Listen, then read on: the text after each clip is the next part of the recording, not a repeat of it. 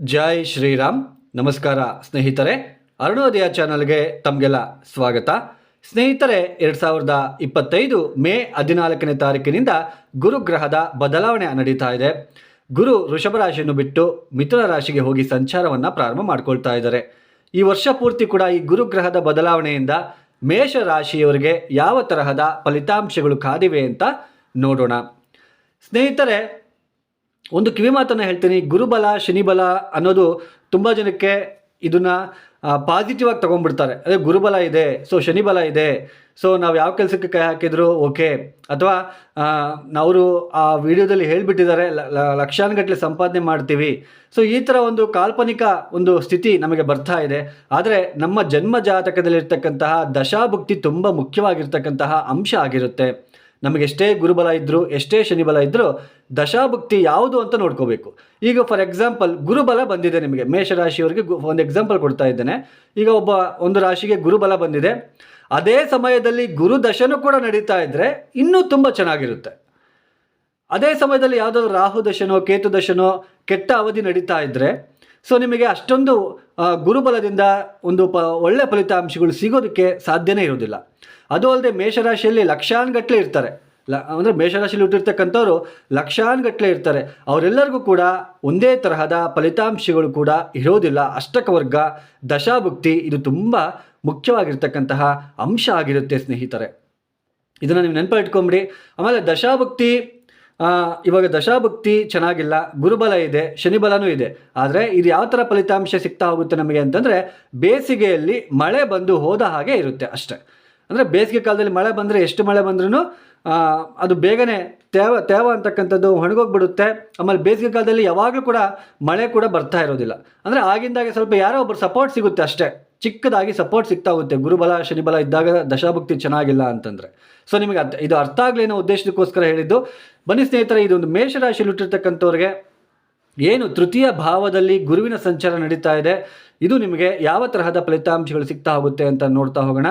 ಸ್ನೇಹಿತರೆ, ಯಾರೆಲ್ಲ ಈ ವಿಡಿಯೋ ನೋಡ್ತಾ ಇದ್ದೀರಾ ಲೈಕ್ ಮಾಡಿ, ಶೇರ್ ಮಾಡಿ, ಸಬ್ಸ್ಕ್ರೈಬ್ ಮಾಡ್ಕೊಳ್ಳಿ ಮತ್ತು ನಿಮ್ಮ ಅನಿಸಿಕೆ ಅಭಿಪ್ರಾಯಗಳನ್ನು ನನಗೆ ಕಾಮೆಂಟ್ ರೂಪದಲ್ಲಿ ತಿಳಿಸಿ. ಯಾರಿಗಾದರೂ ಆಸ್ಟ್ರಾಲಜಿ ಕನ್ಸಲ್ಟೇಷನ್ ಬೇಕು ಅಂತಂದರೆ ಡಿಸ್ಪ್ಲೇ ಆಗ್ತಾ ಇರತಕ್ಕಂತಹ ನಂಬರ್ಗೆ ನೇರವಾಗಿ ಕರೆಯನ್ನು ಮಾಡಿ. ನಿಮ್ಮ ಸಮಸ್ಯೆಗಳನ್ನು ಹೇಳ್ಕೋಬಾರ್ದು ನನ್ನ ಹತ್ರ.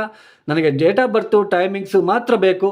Compulsory date of birth timings ಇದ್ದರೆ ಮಾತ್ರ ಕರೆಯನ್ನು ಮಾಡಿ. ನಾನು ನಿಮಗೆ ಕಂಪ್ಲೀಟಾಗಿ ನಿಮಗೆ ಏನು ಪ್ರಾಬ್ಲಮ್ ಆಗ್ತಾ ಇದೆ, ಯಾವ ದಶಾಭುಕ್ತಿ ನಡೀತಾ ಇದೆ, ಈ ವರ್ಷದಲ್ಲಿ ನಿಮಗೆ ಯಾವ ತರಹದ ಸ್ಥಿತಿ ಇರುತ್ತೆ, ನೀವು ಯಾವ ತರಹದ ಚಿಕ್ಕ ಚಿಕ್ಕ ಪರಿಹಾರಗಳನ್ನು ನೀವೇ ಸ್ವತಃ ಮಾಡ್ಕೊಳ್ತಾ ಹೋಗಬೇಕು ಅಂತ ಪ್ರತಿಯೊಂದು ಕೂಡ ನಾನು ನಿಮಗೆ ಎಕ್ಸ್ಪ್ಲೇನ್ ಮಾಡ್ತಾ ಹೋಗ್ತೇನೆ.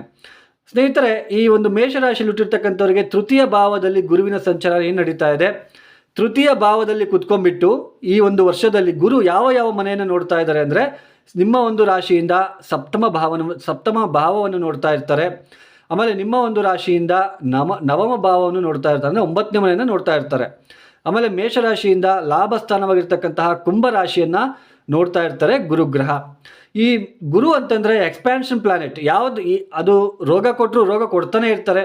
ಆಮೇಲೆ ಇಲ್ಲಿ ಸಾಲ ಕೊಟ್ಟರೆ ಸಾಲವನ್ನು ಮಾಡ್ತಾನೆ ಹೋಗಬೇಕು, ಆ ಥರ ಸ್ಥಿತಿ ಕೊಟ್ಬಿಡ್ತಾರೆ ನಮ್ಮ ಜಾತಕದಲ್ಲಿ ಗುರು ಬಲಹೀನ ಸ್ಥಿತಿಯಲ್ಲಿ ಇದ್ದಾಗ. ಅಥವಾ ಗುರು ಸ್ಟ್ರಾಂಗ್ ಆಗಿದ್ದರೆ ಒಳ್ಳೆಯ ಆಸ್ತಿ ಆಗಿರ್ಬೋದು, ಒಳ್ಳೆಯ ಹಣಕಾಸಿನ ಒಂದು ವಿಚಾರದಲ್ಲಿ, ಅಂದರೆ ದುಡ್ಡಿನ ವಿಚಾರದಲ್ಲಿ ಯಾವುದೇ ತರಹದ ತೊಂದರೆಗಳು ಬರೋದಿಲ್ಲ. ಈ ಬಡ್ಡಿ ವ್ಯವಹಾರ, ಚಿಟ್ ಫಂಡ್ ಕಂಪ್ನಿ, ಬ್ಯಾಂಕಲ್ಲಿ ಇದೆಲ್ಲ ನಡೀತಾ ಇರುತ್ತಲ್ಲ, ಸೊ ಇದೆಲ್ಲನೂ ಕೂಡ ಗುರುಗ್ರಹ ಬಲಿಷ್ಠರಾಗಿದ್ದರೆ ಮಾತ್ರ ಈ ಥರ ಒಂದು ಹಣದ ಎಚ್ಚರಿಕೆ ನಮ್ಮ ಜೀವನದಲ್ಲಿ ಬರ್ತಾ ಇರುತ್ತೆ ಅಂತಲೇ ಹೇಳ್ಬೋದು. ಅದು ಅಲ್ಲದೆ ಗುರು ಬುಧನ ಮನೆಯಲ್ಲಿ ಬಂದು ಕುತ್ಕೊಂಡಿರೋದ್ರಿಂದ ಈ 3ನೇ ಮನೆ ಅಂತಂದರೆ ಏನು, ಕಮ್ಯುನಿಕೇಷನ್, ಪ್ರಯಾಣ, ಅದರಲ್ಲೂ ಶಾರ್ಟ್ ಜರ್ನೀಸ್ ಅಂತ ಕರಿತೀವಿ. ಮತ್ತು ಈ ಒಂದು ಅಕ್ಕಪಕ್ಕದ ಮನೆಯವ್ರ ಜೊತೆ ನಮ್ಮ ಒಡನಾಟ ಯಾವ ಥರ ಇರುತ್ತೆ. ಆಮೇಲೆ ಮುಖ್ಯವಾಗಿ ನಮ್ಮ ಒಂದು ಅಂದರೆ ಸೆಲ್ಫ್ ಎಫರ್ಟ್, ನಮ್ಮ ಸ್ವಯಂಕೃತವಾಗಿ ಎಫರ್ಟ್ ಹಾಕ್ಬಿಟ್ಟು ನಾವೇನು ಕೆಲಸಗಳನ್ನು ಮಾಡ್ತಾ ಹೋಗ್ತೀವಿ ಅಂತಹ ಒಂದು ಜಾಗಗಳಲ್ಲಿ ಯಾರ್ಯಾರು ಕೆಲಸ ಮಾಡ್ತಿದ್ದಾರೆ ಅವ್ರಿಗೆಲ್ಲ ತುಂಬ ಅನುಕೂಲಕರವಾಗಿರ್ತಕ್ಕಂತಹ ಸ್ಥಿತಿ ನಿರ್ಮಾಣ ಆಗ್ತಾ ಹೋಗುತ್ತೆ ಈ ವರ್ಷದಲ್ಲಿ. ಅಂದರೆ ಈ ಒಂದು ನವಮ ಸ್ಥಾನದ ಮೇಲೆ ದೃಷ್ಟಿ ಇರೋದ್ರಿಂದ ದೈವ ಬಲ ಅನ್ನೋದು ನಿಮ್ಮನ್ನು ಕಾಪಾಡ್ತಾ ಹೋಗುತ್ತೆ. ಈ ಏಳ್ನಾಟಿ ಶನಿ ಅನ್ನೋದು ಭಯ ಬಿಟ್ಬಿಡಿ ದಯವಿಟ್ಟು. ನವಮ ಸ್ಥಾನದ ಮೇಲೆ ಗುರುವಿನ ದೃಷ್ಟಿ ಬಂದಿರೋದ್ರಿಂದ ರಾಯರ ಅಥವಾ ದತ್ತಾತ್ರೇಯ ಆಶೀರ್ವಾದ ನಿಮ್ಮ ಮೇಲೆ ಸದಾ ಇರುತ್ತೆ ಅಂತಲೇ ಹೇಳ್ಬೋದು. ನೋಡಿ, 3ನೇ ಮನೆ ಅಂತಂದರೆ ಹೌಸ್ ಆಫ್ ಥರ್ಡ್ ಹೌಸ್ ಅಂತಂದರೆ ಕಮ್ಯುನಿಕೇಷನ್. ನೋಡಿ, ಯಾರ್ಯಾರು ತಮ್ಮ ಮಾತನ್ನು ಉಪಯೋಗಿಸ್ಕೊಂಡು ಕೆಲಸ ಮಾಡ್ತಾ ಇರ್ತಾರೆ, ಟೀಚರ್ಸ್ ಆಗಿರ್ಬೋದು, ಮಾರ್ಕೆಟಿಂಗ್ನವರಾಗಿರ್ಬೋದು, ಆಮೇಲೆ ಬರಹಗಾರರಾಗಿರಬಹುದು, ಸಿಂಗಿಂಗ್, ಹಾಡುಗಳನ್ನು ಹೇಳ್ತಾ ಇರ್ತಕ್ಕಂಥವ್ರು ಆಗಿರ್ಬೋದು, ಆಮೇಲೆ ಸೆಲ್ಫ್ ಎಫರ್ಟ್ ನೃತ್ಯ ಡ್ಯಾನ್ಸ್ ಮಾಡ್ತಾ ಇರ್ತಕ್ಕಂಥವ್ರು ಆಗಿರ್ಬೋದು. ಈ ಥರ ಯಾರ್ಯಾರು ಮಾಡ್ತಾ ಇರ್ತಾರೆ ಅವ್ರಿಗೆಲ್ಲ ತುಂಬ ಅಭಿವೃದ್ಧಿದಾಯಕವಾಗಿರ್ತಕ್ಕಂತಹ ಸ್ಥಿತಿಗತಿಗಳು ನಿರ್ಮಾಣ ಆಗ್ತಾ ಹೋಗುತ್ತೆ. ಆಮೇಲೆ ಹೋಟೆಲ್ ಬಿಸ್ನೆಸ್ ಮಾಡ್ತಾ ಇರ್ತಕ್ಕಂಥವ್ರಿಗೂ ಕೂಡ ತುಂಬ ಚೆನ್ನಾಗಿರುತ್ತೆ ಅಂತಲೇ ಹೇಳಬಹುದು. ಇದರಲ್ಲಿ ಯಾವುದೇ ತರಹದ ಡೌಟ್ ಇರೋದಿಲ್ಲ. ನೀವು ಅದನ್ನು ಮತ್ತಮೇಲೆ ಇಲ್ಲಿ ಮುಖ್ಯವಾಗಿ ಈ ತೃತೀಯ ಭಾವದಲ್ಲಿ ಕುತ್ಕೊಂಡ್ಬಿಟ್ಟು ಸಪ್ತಮ ಭಾವವನ್ನು ನೋಡ್ತಾ ಇರೋದ್ರಿಂದ ಯಾರಾದರೂ ಗಂಡ ಹೆಂಡತಿ ಮಧ್ಯೆ ಭಿನ್ನಾಭಿಪ್ರಾಯ ಅಥವಾ ದೂರ ಆಗಿರ್ತಕ್ಕಂಥವ್ರಿಗೂ ಕೂಡ ಈ ಸಮಯದಲ್ಲಿ ಗುರುವಿನ ದೃಷ್ಟಿ ಇರೋದ್ರಿಂದ ಮತ್ತೆ ಒಂದಾಗುವ ಲಕ್ಷಣಗಳು ಹೆಚ್ಚಾಗಿ ಕಂಡು ಬರ್ತಾ ಇರುತ್ತೆ. ಆಮೇಲೆ ಬಿಸ್ನೆಸ್ ವಿಚಾರದಲ್ಲಿ ತುಂಬ ಒಳ್ಳೆಯ ಒಂದು ಅಂಶಗಳು ನಿಮ್ಮ ಜೀವನದಲ್ಲಿ ನಡೀತಾ ಹೋಗುತ್ತೆ. ಸ್ವಲ್ಪ ಆದಾಯದಲ್ಲಿ ಆಗಿರಬಹುದು ಅಥವಾ ಬಿಸ್ನೆಸ್ ತುಂಬ ಇಂಪ್ರೂವ್ಮೆಂಟ್ ಮಾಡ್ಕೊತಾ ಹೋಗ್ತಕ್ಕಂಥದ್ದು, ಈ ಥರ ಒಂದು ಸ್ಥಿತಿಗತಿಗಳು ನಿರ್ಮಾಣ ಆಗ್ತಾ ಹೋಗುತ್ತೆ ಅಂತಲೇ ಹೇಳ್ಬೋದು. ನವಮ ಸ್ಥಾನದ ಮೇಲೆ ದೃಷ್ಟಿ ಬೀಳ್ತಾ ಇರೋದ್ರಿಂದ ಚಿಕ್ಕ ಪುಟ್ಟ ಪ್ರವಾಸಗಳು, ಅಲ್ಲಿ ದೇವಸ್ಥಾನಕ್ಕೆ ಹೋಗೋದು, ಇಲ್ಲಿ ದೇವಸ್ಥಾನಕ್ಕೆ ಹೋಗೋದು, ಆ ಕೆಲಸಕ್ಕೆ ಈ ಕೆಲಸಕ್ಕೆ, ಈ ಥರ ಜಾಸ್ತಿ ಓಡಾಟಗಳು ಈ ವರ್ಷದಲ್ಲಿ ಜಾಸ್ತಿ ಇರುತ್ತೆ ಅಂತಲೇ ಹೇಳ್ಬೋದು. ಆಮೇಲೆ ಹೈಯರ್ ಎಜುಕೇಷನ್ ಮಾಡ್ತಾ ಇರ್ತಕ್ಕಂಥವ್ರಿಗೂ ಕೂಡ ತುಂಬ ಚೆನ್ನಾಗಿರುತ್ತೆ ಅಂತಲೇ ಹೇಳ್ಬೋದು. ಗುರುವಿನ ದೃಷ್ಟಿ ನವಮ ಸ್ಥಾನದ ಮೇಲೆ ಇರೋದ್ರಿಂದ ದೈವ ಬಲ ನಿಮಗೆ ರಕ್ಷಣೆ ಮಾಡ್ತಾ ಹೋಗುತ್ತೆ. ಆಮೇಲೆ ಕೊನೆಯ ಭಾಗದಲ್ಲಿ ಹೇಳ್ತಕ್ಕಂತಹ ಪರಿಹಾರಗಳನ್ನು ಕೂಡ ನೀವು ಖಂಡಿತವಾಗಿ ಮಾಡ್ಕೊತಾ ಹೋಗಿ ಮತ್ತಷ್ಟು ಒಳ್ಳೆಯ ಫಲಿತಾಂಶಗಳನ್ನು ನೀವು ಪಡ್ತಾ ಹೋಗ್ಬೋದು. ಆಮೇಲೆ ಗುರುವಿನ ದೃಷ್ಟಿ ಲಾಭ ಸ್ಥಾನದ ಮೇಲೆ ಬೀಳ್ತಾ ಇರೋದ್ರಿಂದ ನೀವೆಷ್ಟು ಪ್ರಯತ್ನಪೂರ್ವಕವಾಗಿ ಕೆಲಸಗಳನ್ನು ಮಾಡ್ತಿರೋ, ಫಾರ್ ಎಕ್ಸಾಂಪಲ್ ಯಾರೋ ಒಬ್ರು ರೈಟಿಂಗ್ ಸ್ಕಿಲ್ಸ್ ಇರ್ತಕ್ಕಂಥವ್ರು ಏನಾದರೂ ಒಂದು ಅದರಲ್ಲಿ ಬಿಸ್ನೆಸ್ ಮಾಡೋದಕ್ಕೆ ಇವಾಗ ಸೂಕ್ತವಾಗಿರ್ತಕ್ಕಂತಹ ಸಮಯ ಆಗಿರುತ್ತೆ. ನೀವು ಅದರಲ್ಲಿ ಎಷ್ಟು ಎಫರ್ಟ್ ಹಾಕ್ತಿರೋ ಅಷ್ಟು ನಿಮಗೆ ಲಾಭ ಬರ್ತಾ ಹೋಗುತ್ತೆ. ಎಫರ್ಟ್ ಹಾಕಬೇಕು, ದುಡ್ಡನ್ನು ಸುರಿರಿ ಅಂತ ಹೇಳ್ತಾ ಇಲ್ಲ. ಬಿಸ್ನೆಸ್ಸಲ್ಲಿ ಈಗ ಹೋಟೆಲ್ ಬಿಸ್ನೆಸ್ ಮಾಡ್ತಾ ಇದ್ದಾರೆ, ಗುರುಗ್ರಹ ಅಂತಂದರೆ ಹೋಟೆಲ್ ಬಿಸ್ನೆಸ್ಗೆ ಗುರುನೇ ಅಧಿನೇತ ಆಗ್ತಾರೆ.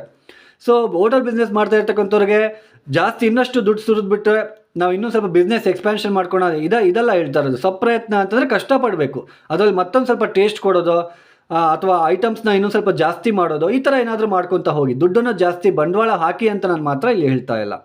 ಒಟ್ಟಾರೆಯಾಗಿ ಗುರುವಿನ ಒಂದು ತೃತೀಯ ಸ್ಥಾನದ ಸಂಚಾರ ತುಂಬ ಚೆನ್ನಾಗಿರುತ್ತೆ. ನಿಮ್ಮ ಕಮ್ಯುನಿಕೇಷನ್ ಸ್ಕಿಲ್ಸ್ ನಿಮಗೆ ಇಂಪ್ರೂವ್ಮೆಂಟ್ ಆಗ್ತಾ ಹೋಗುತ್ತೆ.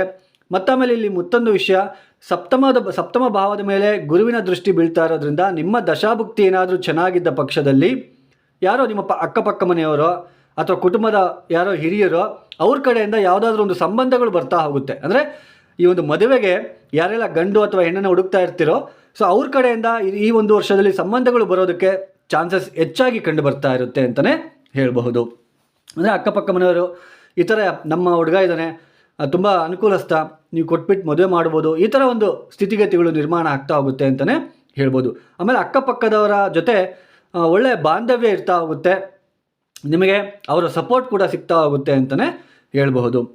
ಸೊ ಈ ಥರ ತೃತೀಯ ಸ್ಥಾನದಲ್ಲಿ ಗುರು ಬಂದ ತಕ್ಷಣ ನಮಗೆ ಗುರುಬಲ ಇಲ್ಲ ಅಂತಲ್ಲ, ಸಾಕಷ್ಟು ವಿಧದಲ್ಲಿ ನಿಮಗೆ ಮೇಷರಾಶಿಯಲ್ಲಿ ಈ ವರ್ಷ ಬದಲಾವಣೆಗಳನ್ನು ನೋಡ್ತಾ ಹೋಗ್ತೀರಾ ಗುರುಗ್ರಹದ ಒಂದು ಬದಲಾವಣೆಯಿಂದ. ಆಮೇಲೆ ಹೆಚ್ಚಾಗಿ ಪ್ರವಾಸಗಳನ್ನು ನೀವು ಈ ವರ್ಷ ಮಾಡಬೇಕಾಗಿರೋ ಪರಿಸ್ಥಿತಿ ನಿರ್ಮಾಣ ಆಗ್ತಾ ಹೋಗುತ್ತೆ. ಅದು ಫಾರಿನ್ ಟ್ರಾವೆಲ್ ಇರ್ಬೋದು ಅಥವಾ ಚಿಕ್ಕ ಪುಟ್ಟ ಪ್ರವಾಸಗಳು, ಅಕ್ಕಪಕ್ಕ ಪ್ರವಾಸಗಳಿರ್ಬೋದು, ಈ ಥರ ಒಂದು ಪ್ರವಾಸಗಳನ್ನು ನೀವು ಜಾಸ್ತಿ ಮಾಡ್ತಾ ಹೋಗ್ತೀರಾ. ಹಣಕಾಸಿನ ವಿಚಾರಕ್ಕೆ ಅಷ್ಟೊಂದು ಈ ವರ್ಷ ನಿಮಗೆ ತೊಂದರೆ ಇರೋದಿಲ್ಲ, ಆದರೆ ಖರ್ಚುಗಳು ಜಾಸ್ತಿ ಆಗ್ತಾ ಹೋಗುತ್ತೆ. ಖರ್ಚುಗಳು ಜಾಸ್ತಿ ಇರುತ್ತೆ ಮೇಷರಾಶಿಯವರಿಗೆ ಅಂತಲೇ ಹೇಳಬಹುದು. ನಿಮ್ಮ ದಶಾಭುಕ್ತಿ ಚೆನ್ನಾಗಿಲ್ಲ ಅಂತಂದರೆ ಅವಮಾನ ಅಪವಾದಗಳು ಕೂಡ ಬರುವ ಸಾಧ್ಯತೆಗಳಿರುತ್ತೆ, ಎಚ್ಚರಿಕೆ ಇರಲಿ. ನೋಡಿ, ಈ ಮೇಷರಾಶಿಯವರು ಈ ಒಂದು ಗುರು ಗ್ರಹದ ಒಂದು ಬಲವನ್ನು ಮತ್ತಷ್ಟು ಅಭಿವೃದ್ಧಿ ಮಾಡ್ಕೊಳೋದಕ್ಕೆ ಹೆಚ್ಚಾಗಿ ರಾಯರ ಮೇಲೆ, ಅಂದರೆ ರಾಯರನ್ನು ಆರಾಧನೆ ಮಾಡ್ಕೊಳೋದು, ರಾಯರ ದೇವಸ್ಥಾನಕ್ಕೆ ಹೋಗ್ತಕ್ಕಂಥದ್ದು, ದಕ್ಷಿಣಾಮೂರ್ತಿಗೆ ಗುರುವಾರ ರುದ್ರಾಭಿಷೇಕಗಳನ್ನು ಮಾಡಿಸ್ಕೊಳ್ತಕ್ಕಂಥದ್ದು, ಆಮೇಲೆ ಲಡ್ಡು ಸಿಹಿಯನ್ನು ದಕ್ಷಿಣಾಮೂರ್ತಿ ದೇವಸ್ಥಾನದಲ್ಲಿ ಹಂಚಿ ಬರ್ತಕ್ಕಂಥದ್ದು, ಇಷ್ಟು ವಾರ ಅಂತ ಮಾಡ್ತಾ ಹೋಗಬೇಕಾಗುತ್ತೆ. ಆಮೇಲೆ ಪ್ರತಿನಿತ್ಯ ನೀವು ಗೂಗಲಲ್ಲಿ ಸರ್ಚ್ ಮಾಡಿ ದತ್ತಾತ್ರೇಯ ಸ್ತೋತ್ರ ಇನ್ ಕನ್ನಡ ಅಂತ ನೀವು ಟೈಪ್ ಮಾಡಿದ್ರೆ ಬರುತ್ತೆ. ಅದನ್ನು ಪ್ರತಿನಿತ್ಯ ಹೇಳ್ಕೊಳ್ತಾ ಹೋಗಿ ಖಂಡಿತ ಮತ್ತಷ್ಟು ಶುಭ ಫಲಿತಾಂಶಗಳನ್ನು ನೀವು ಪಡಿತಾ ಹೋಗ್ಬೋದು. ಈ ವಿಡಿಯೋ ನಿಮಗೆ ಇಷ್ಟ ಆಗಿದ್ರೆ ಲೈಕ್ ಮಾಡಿ, ಶೇರ್ ಮಾಡಿ, ಸಬ್ಸ್ಕ್ರೈಬ್ ಮಾಡ್ಕೊಳ್ಳಿ. ಸರ್ವೇ ಜನ ಸುಖಿನೋ ಭವಂತು. ಧನ್ಯವಾದಗಳು. ಜೈ ಶ್ರೀರಾಮ್.